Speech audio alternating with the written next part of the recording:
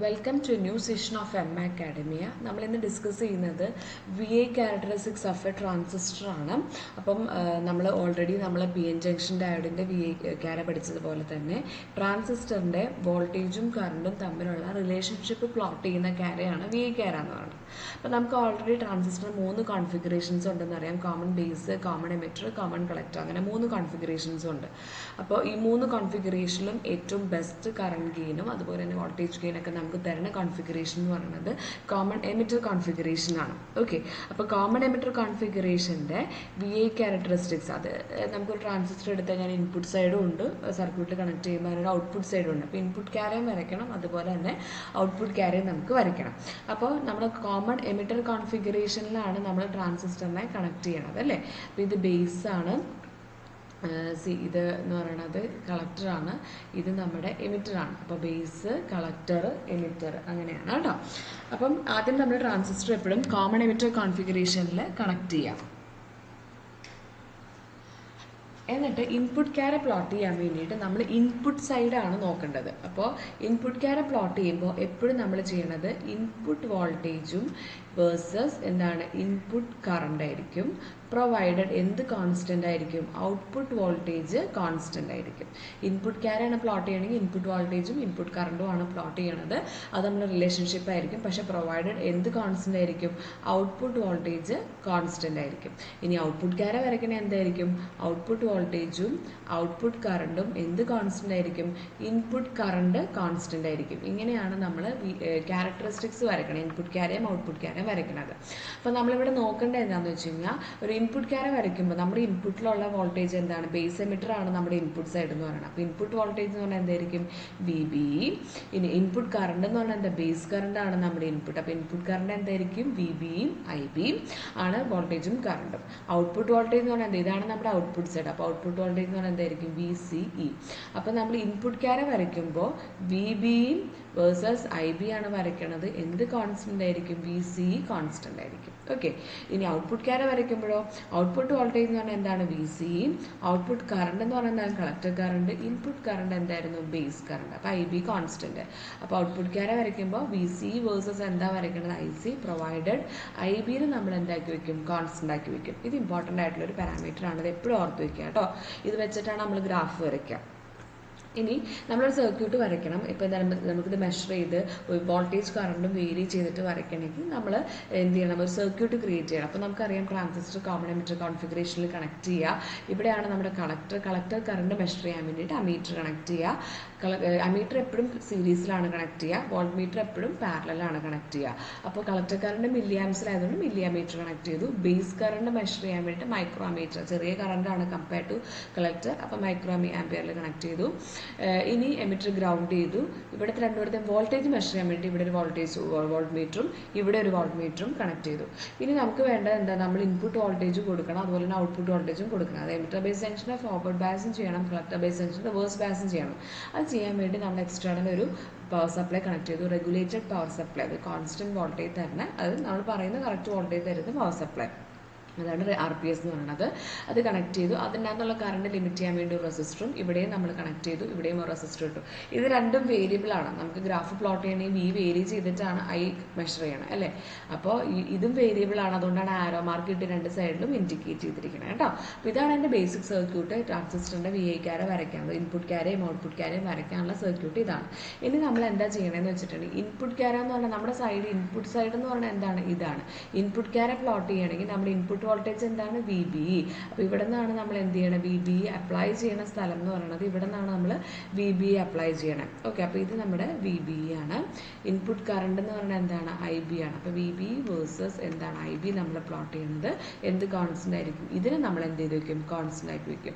ഓരോ പ്രാവശ്യവും നമ്മൾ VBE വേരി ചെയ്ത് IB ഇവിടെ മെഷർ ചെയ്യുകയാണ് ചെയ്യണത്. VBE ഇവിടെ നിന്ന് മെഷർ ചെയ്തെടുക്കാൻ പറ്റും, IB ഇവിടെ നിന്ന് മെഷർ ചെയ്തെടുക്കാൻ പറ്റും. ഓക്കെ, ഇതാണ് നമ്മൾ ഇൻപുട്ട് ക്യാര ചെയ്യണം. ഔട്ട്പുട്ട് ക്യാര ചെയ്യുമ്പോൾ എന്ത് പറ്റും, ഈ സൈഡ് കോൺസ്റ്റൻ്റ് ആക്കും, ഇവിടെ വേരി ചെയ്യും. ഇത്രയാണ് കേട്ടോ വ്യത്യാസം വരിക. ഓക്കെ, അപ്പോൾ ഇൻപുട്ട് ക്യാര നമ്മൾ പ്ലോട്ട് ചെയ്യുമ്പോൾ നമ്മൾ ആദ്യമേ പറഞ്ഞു ബേസ് കറണ്ടും ബേസ് എമിറ്റർ വോൾട്ടേജും തമ്മിലാണ് നമ്മളത് പ്ലോട്ട് ചെയ്യണമെന്ന് പറഞ്ഞു. കോൺസ്റ്റൻറ്റ് എന്തായിരിക്കും, കോൺസ്റ്റൻറ്റ് കളക്ടർ കറണ്ട് അല്ല കേട്ടോ, കോൺസ്റ്റൻറ്റ് VC ആണ്. കോൺസ്റ്റൻറ്റ് എന്തായിരിക്കും, VC ആണ്. അപ്പോൾ ഇത് ഞാനിപ്പോൾ ഇവിടെ എഴുതിയേക്കുന്ന മിസ്റ്റേക്കാണ്. Constant collector emitter voltage constant V C ആണ് കേട്ടോ. ഓക്കെ, അപ്പോൾ നമ്മൾ ആദ്യം എന്താ ചെയ്യേണ്ടത്, ഔട്ട്പുട്ട് വോൾട്ടേജ് കോൺസ്റ്റന്റ് ആക്കി വെക്കുക, എന്നിട്ട് ഇൻപുട്ട് വോൾട്ടേജ് വേരി ചെയ്യുക, അതിന് കറസ്പോണ്ടിങ് ഉള്ള ഇൻപുട്ട് കറണ്ട് മെഷർ ചെയ്യുക, എന്നിട്ട് നമ്മൾ ആ ഗ്രാഫ് പ്ലോട്ട് ചെയ്യുക. ഇതാണ് നമ്മൾ ആക്ച്വലി ചെയ്യേണ്ടത്. ഓക്കെ, ഞാൻ നേരത്തെ പറഞ്ഞ അതേ സ്റ്റെപ്പ്. ഇനി എന്താണ് ഓരോ സ്റ്റെപ്പിലും നടക്കുന്നത്, നമ്മൾ ഗ്രാഫിൽ എന്താ സംഭവിക്കണേന്ന് നമുക്ക് നോക്കാം. നോർമലി അതായത് ആക്ച്വലി സംഭവിക്കുന്നത് എന്താണെന്ന് വെച്ച് കഴിഞ്ഞാൽ, ഇത് നോർമലി നമ്മൾ ഇൻപുട്ട് സൈഡാണ് അല്ലേ. ഇൻപുട്ട് സൈഡ് എന്ന് പറഞ്ഞു കഴിയുമ്പോൾ നമുക്കറിയാം എമിറ്റർ ബേസ് ജംഗ്ഷനാണ് നമ്മുടെ ഇൻപുട്ട് സൈഡ് എന്ന് പറഞ്ഞാൽ. അത് നമ്മളെപ്പോഴും എന്താ ചെയ്യണേ, ഫോർവേഡ് ബയസ് ചെയ്യുക. അപ്പോൾ എമിറ്റർ എൻ ആണ്, ഇത് എൻ പി എൻ ട്രാൻസിസ്റ്ററാണ് ഞാൻ എടുത്തേക്കണെങ്കിൽ എന്നും പി യു ആണ്. ഇതൊരു പി എൻ ജംഗ്ഷൻ ഡയോഡാണ്, ഇത് ഫോർവേഡ് ബയസിലാണ് ഇരിക്കുന്നത്. അപ്പോൾ നോർമലി നമ്മുടെ അതിൻ്റെ വേരിയേഷനാണ് നമ്മൾ നോക്കണം. അപ്പോൾ input voltage V B vary അനുസരിച്ചിട്ട് നമ്മുടെ ഇൻപുട്ട് കറണ്ട് എങ്ങനെ വേരി ചെയ്യുന്നു. ഇതെന്ന് പറയുന്നത് നമ്മളൊരു forward bias P N junction diode പോലെ ആക്ട് ചെയ്യും. അപ്പോൾ നമ്മുടെ വി ഐ ക്യാര എന്താണോ അത് തന്നെയായിരിക്കും ഇവിടുത്തെ ഇൻപുട്ട് ക്യാര എന്ന് പറയുന്നത്. മനസ്സിലായോ, ട്രാൻസിസ്റ്ററിൻ്റെ ക്യാരക്ടറിസ്റ്റിക്സ് എന്ന് പറയുന്നത്. കാരണം ഇൻപുട്ട് റീജിയനിൽ അതൊരു പി എൻ ജംഗ്ഷൻ ഡയോഡാണ്, അത് നമ്മൾ ഫോർവേഡ് ബയസ് ചെയ്തിരിക്കുകയാണ്. അപ്പം ഫോർവേഡ് ബയസ് ചെയ്തിരിക്കുന്നതുകൊണ്ട് തന്നെ നമ്മൾ ആ സർക്യൂട്ടിൽ നമുക്ക് കണ്ടറിയാം, നമ്മൾ അതിനെ ഫോർവേഡ് ബയസ് ചെയ്തിട്ടാണ് കണക്ട് ചെയ്തിരിക്കുന്നത്. ബേസ് പി ആണ്, പിയിലോട്ട് കണക്ട് ചെയ്തിരിക്കുന്നത് റെഗുലേറ്റർ പവർ സപ്ലൈയുടെ പോസിറ്റീവാണ്. ഓക്കെ, ഇവിടെ നേരെ തിരിച്ചാണ്, ഇത് നമ്മൾ റിവേഴ്സ് ബയസ് ചെയ്തേക്കുവാണ്.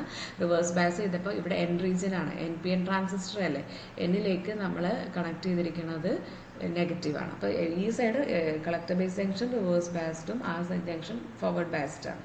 ഓക്കെ, അപ്പോൾ ഇവിടെ നമ്മൾ ആക്ച്വലി ഇൻപുട്ട് കൊടുക്കണ അനുസരിച്ചിട്ട് ഇനീഷ്യലി കറണ്ടൊന്നും ഉണ്ടാവില്ല. പി എൻ ജംഗ്ഷനിൽ ഒരു കട്ടിൻ വോൾട്ടേജ് ഉണ്ടാവും. ആ കട്ടിൻ വോൾട്ടേജ് കഴിയുമ്പോൾ കറണ്ട് എന്ത് ചെയ്യും, ഭയങ്കരമായിട്ട് റൈസ് ചെയ്യാൻ തുടങ്ങും. ഫോർവേഡ് ബയസിൽ സംഭവിക്കുന്നത് എന്ത് പറ്റും, ഡിപ്ലീഷൻ റീജിയൻ്റെ വിഡ്ത്ത് കുറയും, റെസിസ്റ്റൻസ് കുറയും, കറണ്ട് കൂടും. അപ്പോൾ നമ്മൾ ആദ്യം വി സി കോൺസ്റ്റന്റ് ആക്കി വെച്ചു, വി സി കൊടുക്കുന്നൊന്നുമില്ല, റിവേഴ്സ് ബയസിൽ കൊടുക്കുന്നില്ല. എന്നിട്ട് നമ്മൾ വി ബി വേരി ചെയ്ത് ഐ ബി പ്ലോട്ട് ചെയ്യുമ്പോൾ നോർമൽ പി എൻ ജംഗ്ഷൻ ഡയോഡിനെ പോലെ തന്നെ വരും.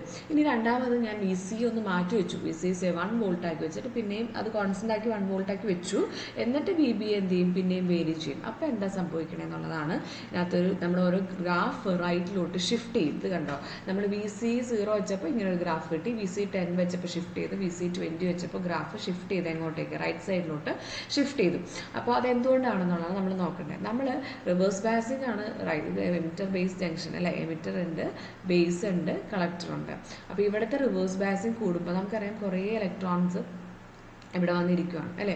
അപ്പോൾ ഇവിടെ നമ്മൾ എന്താ ചെയ്തിരിക്കണം, ഇവിടെ റിവേഴ്സ് ബയസിംഗ് കൂടുമ്പോൾ ആക്ച്വലി എന്ത് പറ്റും, റിവേഴ്സ് ബയസിംഗ് കൂടുന്ന സമയത്ത് collector base junction reverse biasing കൂടുകയാണ്. ഇപ്പോൾ 10 ആയി 20 ആയി അങ്ങനെ കൂടുന്ന സമയത്ത് ഡിപ്ലീഷൻ റീജിയൻ എന്താവും, വലുതാവും. അപ്പോൾ ബേസ് എന്ന് പറഞ്ഞിട്ടുണ്ടെങ്കിൽ ലൈറ്റ്ലി ഡോപ്ഡ് ആണ് കമ്പയർ ടു കളക്ടർ അല്ലേ. ബേസ് ലൈറ്റ്ലി ഡോപ്ഡ് ആണ് കമ്പയർ ടു കളക്ടർ. നമ്മൾ ട്രാൻസിസ്റ്ററിൻ്റെ കൺസ്ട്രക്ഷൻ സമയത്ത് പഠിച്ചാണ്.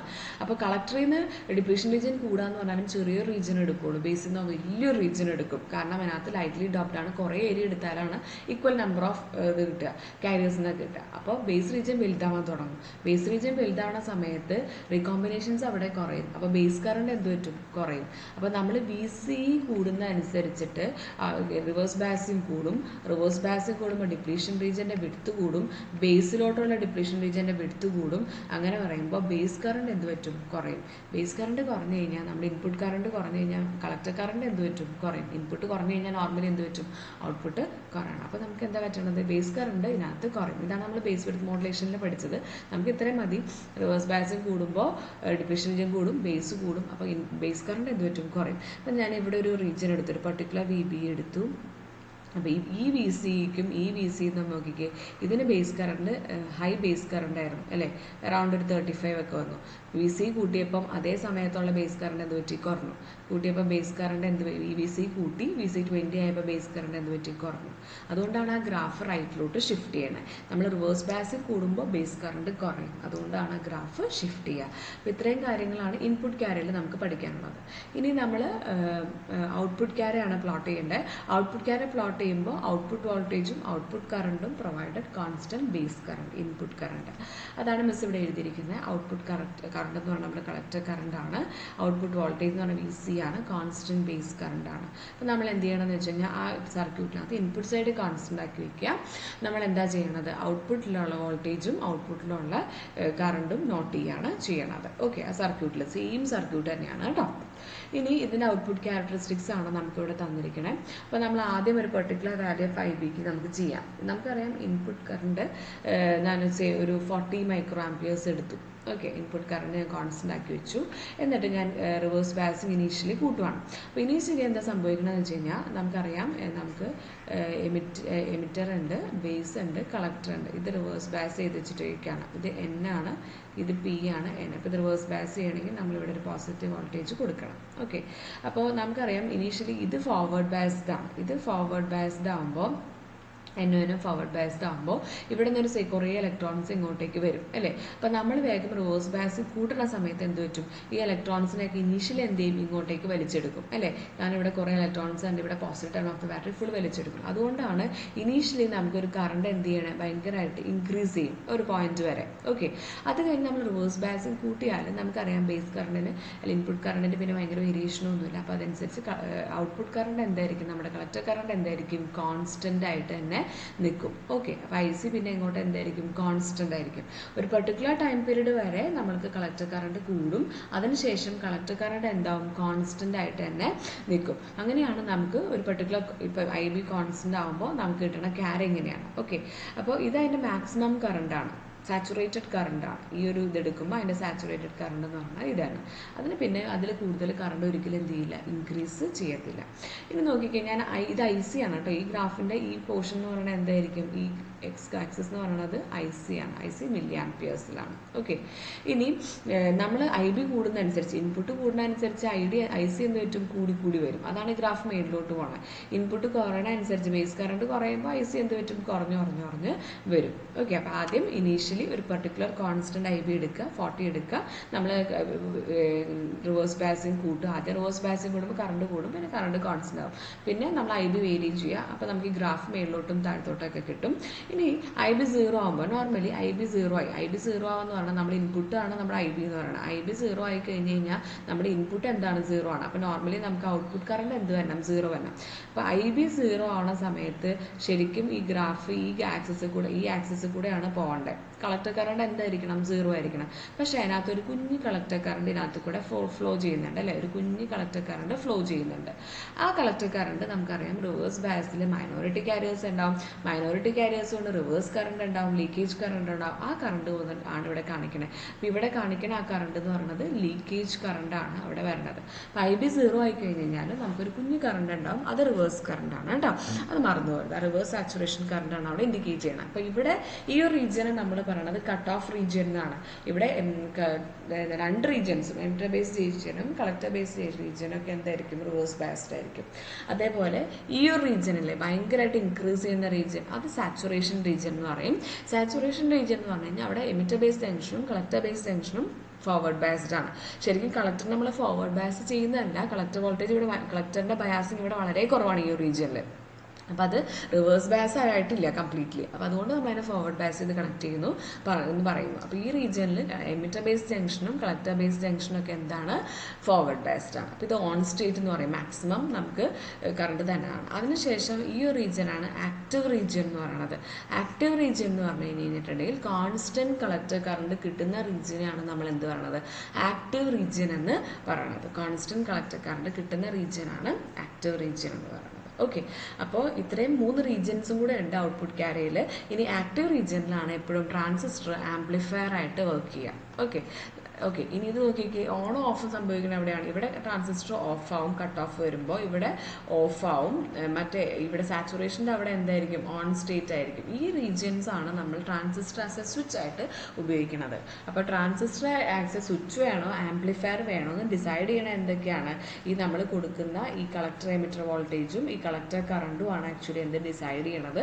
ഇപ്പോൾ ഈ ട്രാൻസിസ്റ്റർ ഓപ്പറേറ്റ് ചെയ്യണ പോയിന്റ് ഇവിടെയാണെങ്കിൽ അത് ആംപ്ലിഫൈ ചെയ്യും. ഇവിടെയാണോ അത് ഓപ്പറേറ്റ് ചെയ്യണമെങ്കിൽ അത് ഓണും ഓഫും ആണ്, അതെന്തായിരിക്കും, സ്വിച്ച് ആയിട്ട് ആക്ട് ചെയ്യും. നമ്മൾ പ്രോപ്പറായിട്ട് ഇപ്പോൾ കളക്ടർ എമിറ്റർ വോൾട്ടേജ് അതായത് പ്രോപ്പറായിട്ട് ബയാസ് ചെയ്ത് കഴിഞ്ഞാൽ ഈ ട്രാൻസിസ്റ്റർ എവിടെ ഓപ്പറേറ്റ് ചെയ്യണം എന്നുള്ളത് നമുക്ക് ഡിസൈഡ് ചെയ്യാം. ഓക്കെ, അപ്പോൾ ഇതാണ് ഔട്ട്പുട്ട് ക്യാരക്ടറിസ്റ്റിക്സ് ട്രാൻസിസ്റ്ററിൻ്റെ. അപ്പോൾ ആദ്യം ഐ ബി കോൺസ്റ്റന്റ് ആക്കാം, സി വേരി ചെയ്യാം. ആദ്യം ഇനീഷ്യലി കളക്ടർ കറണ്ട് വേരി ചെയ്യും, പിന്നെ കോൺസ്റ്റന്റ് ആവും. പിന്നെ ഐ ബി കൂട്ടിയും കുറച്ചും വരുമ്പോൾ ഗ്രാഫ് ഷിഫ്റ്റ് ചെയ്യും മേളിലോട്ടും താഴത്തോട്ടും.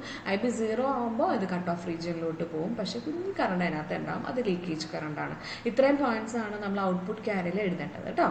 അപ്പം അതിൻ്റെ ഇത് കൊടുത്തിട്ടുണ്ട്. ആക്റ്റീവ് റീജിയൻ ഉണ്ട്, സാച്ചുറേഷൻ റീജിയൻ ഉണ്ട്, കട്ട് ഓഫ് റീജിയൻ ഉണ്ട്. ഓക്കെ, അപ്പം ഇത്രയും കാര്യങ്ങൾ നമ്മൾ ഓർത്തിരിക്കണം. ഇത്രയും കാര്യങ്ങളും നമ്മൾ എഴുതണം. ഓക്കെ, അപ്പോൾ this is all about the VI characteristics of a transistor in common emitter configuration, and thank you for listening. Thank you.